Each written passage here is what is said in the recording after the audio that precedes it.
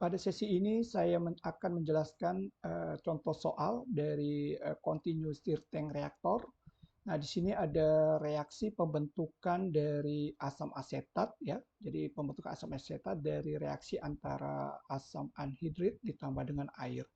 Nah, ini terjadi di dalam reaktor CSTR yang memiliki volume 1250 liter.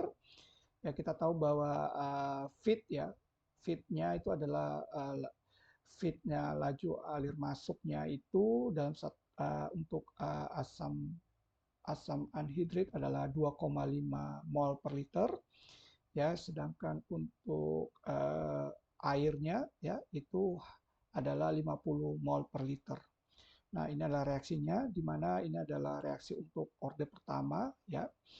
Kemudian kondisi reaktor ya pada temperatur di mana memiliki laju alirnya adalah eh, laju alirnya konstan yaitu 0,075 liter per mol second.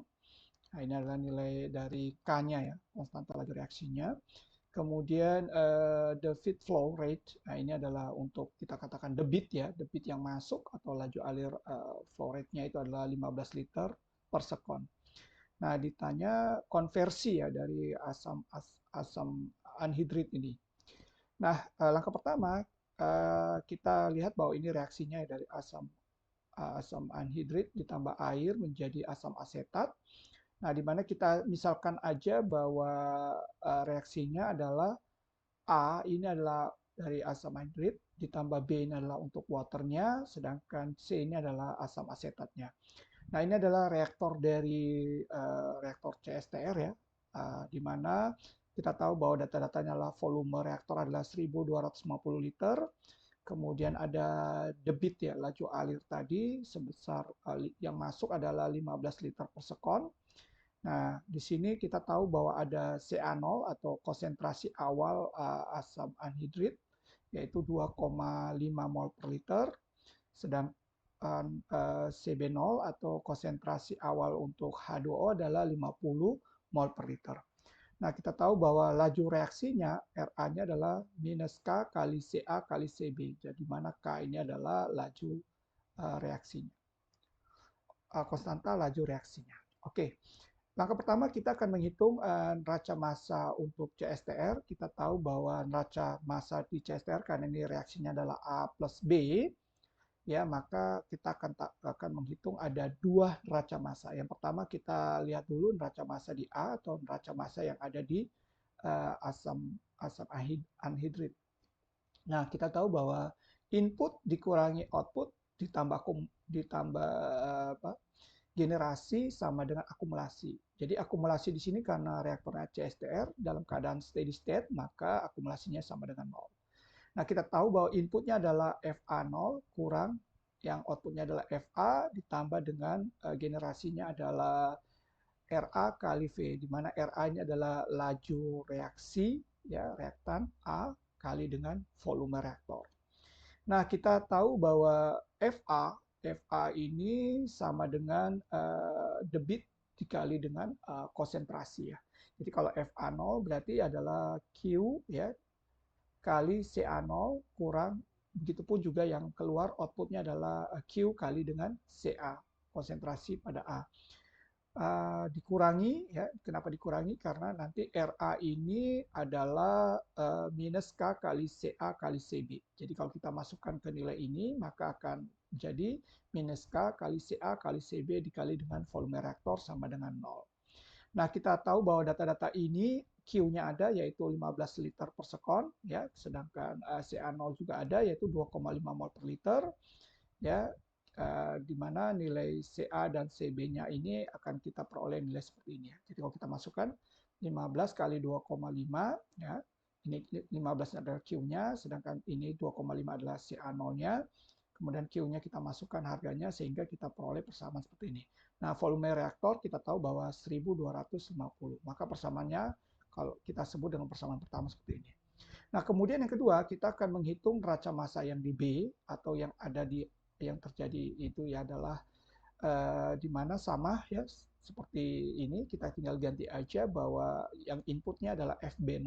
FB0 ini nanti nilai dari ini ya.